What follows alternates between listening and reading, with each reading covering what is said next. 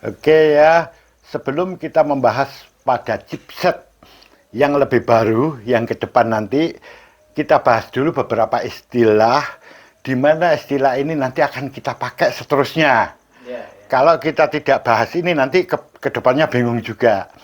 Sekarang akan kita bahas mengenai apa itu kompatibilitas.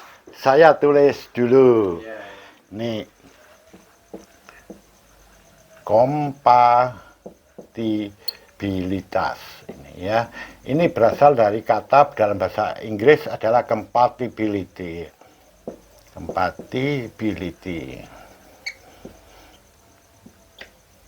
Nah, ini ya. Kompatibilitas atau compatibility. Artinya di sini adalah kesesuaian atau kecocokan. Itu maknanya di sini. Jadi kesesuaian atau kecocokan itu. Kecocokan. Ya. Kesesuaian. Nah, apa yang dimaksud? Seperti ini ya. Kompatibilitas itu pengetahuan yang penting sekali. Jadi di sini adalah kecocokan atau kesesuaian. Yang dimaksud adalah kesesuaian perangkat komputer itu sendiri. Satu contoh nanti ya, kemarin sudah kita bahas itu. Kalau chipsetnya ini, yang pada motherboard, yang cocok apa? Prosesornya, apa memorinya. Nah itu sebetulnya pengetahuan daripada kompatibilitas itu sendiri. Pengetahuan kompatibilitas ini tidak hanya ada di komputer saja, enggak. Ya, contohnya di otomotif, misalnya TSM itu ya, teknologi apa itu? Teknik sepeda motor ya. Nah itu juga ada kompatibilitas. Misalnya rodanya yang cocok untuk sepeda motor tipe ini adalah ini. Mesinnya yang cocok adalah ini. Kalau pakai busi-businya yang cocok adalah ini dan seterusnya. Pada pemesinan sama. Ya, pada mobil sama, hingga pesawat pun sama. Ya, nggak mungkin mesinnya pesawat tempur dipasang di pesawat komersial yang biasa. Ya nggak mungkin. Jadi di sini ada kompatibilitas kesesuaian. Jadi ilmu ini menjangkau di semua teknologi. Kalau di komputer, pada akhirnya kita harus belajar ini pada akhirnya itu. Dan ini yang nggak pernah diajarkan di jarang diajarkan di sekolah-sekolah atau perguruan tinggi. Padahal saya pernah membaca di kurikulumnya itu ada, entah itu yang kurikulum mana itu. Yaitu harus dibahas istilah kompatibilitas, saya baca itu. Tapi nggak pernah diajarkan karena mungkin pengajarnya juga nggak paham apa itu kompatibilitas. Oke. Jadi compatibility itu bahasa Inggris itu berasal dari kata compatible nih. Compatible. Nah, tulisannya tible begitu ya. Nah, artinya di sini adalah cocok atau sesuai. Sesuai atau cocok. Nah, kalau tidak cocok itu disebut incompatible. Nah, karena saya nulisnya sambil miring, jelek. Padahal hasilnya tulisan saya bagus loh.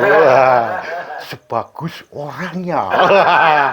Jangan dianggap ya, saya jelek nih. Jangan dianggap kayak begitu ya.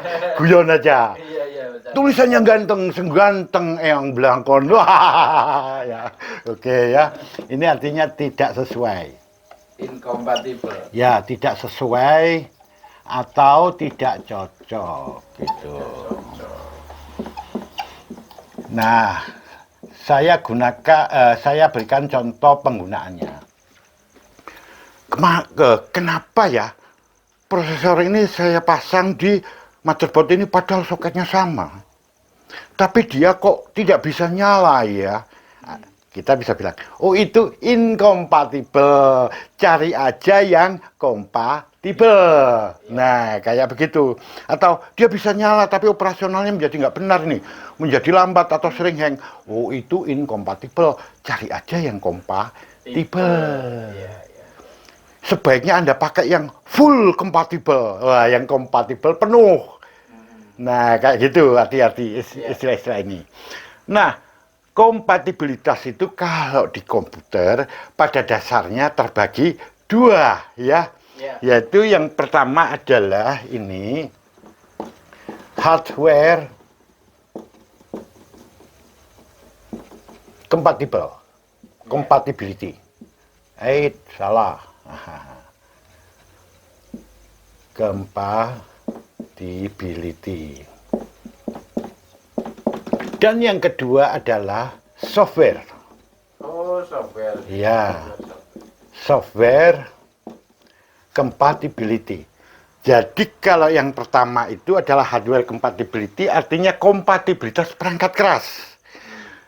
Sedangkan software compatibility artinya kompatibilitas perangkat lunak. Yang pertama, apa yang dimaksud kompatibilitas hardware atau perangkat keras ini? Yaitu kecocokan atau kesesuaiannya antara perangkat keras yang satu dengan lainnya. Contoh kalau di motherboard ya, kecocokan antara prosesor dengan motherboardnya yaitu pada chipsetnya. Nah ini hardware compatibility. Atau chipset ini dengan memori utama atau kartu grafis. Nah ini hardware compatibility. Sudah kita bahas contohnya kemarin. Nah kalau software compatibility itu kecocokan perangkat lunaknya. Sebentar dulu ya, tadi yang di perangkat keras ya. Itu ada sebuah teori begini. Setiap perangkat keras hanya dibuat atau didesain cocok dengan perangkat keras tertentu itu. Itu secara teoritisnya gitu. Sekarang untuk software compatibility adalah kesesuaian software itu dengan perangkat kerasnya. Patut dicatat di sini. Setiap software itu didesain hanya untuk arsitektur perangkat keras tertentu. Inilah pada bahasan kemarin yang kita jelaskan gini, lebih dulu mana software dengan hardware itu ada. Saya katakan hardware-nya dulu yang ada, baru software-nya. Karena apa? Di sini software itu hanyalah dibuat cocok atau kompatibel dengan arsitektur perangkat keras tertentu. Lah kalau perangkat kerasnya nggak ada, terus dia mau mendesain cocok dengan perangkat keras tertentu, perangkat kerasnya belum ada, kan nggak mungkin. Nah di sini ya bagi mereka yang berdebat di situ tahulah alasannya semacam ini. Ya, nah contohnya sekarang untuk yang software ini sudah kita bahas nih. Software kayak begini. Contohnya kita pakai sistem operasi Windows deh. Di situ ada Windows 64 bit. Kemudian dipasang pada komputer yang masih menggunakan arsitektur 32 bit. Tentu nggak akan jalan gitu. Kalau dibalik bisa software yang 32 bit dipasang di komputer yang berarsitektur 64 bit. Bisa. Tapi ini apakah disebut seperti tadi full kompatibel sepenuhnya? Kalau kita bilang ya dia berjalan. Tapi kalau kita hitung atau kita bahas dalam konteks arsitekturnya tadi, ya nggak kompatibel penuh. Karena performanya tidak akan seperti yang kita harapkan.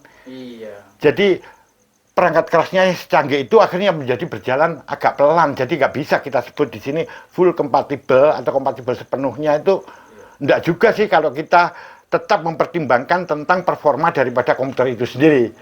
Kalau kita tidak memperhitungkan performanya, mungkin kita bisa mengatakan ya full kompatibel dari sisi softwarenya aja gitu. Ini ya.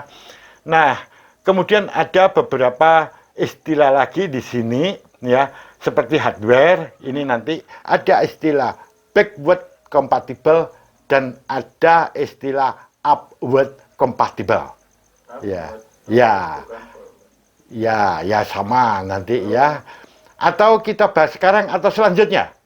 Selanjutnya ya. Oke lah, kita bahas pada sesi berikutnya.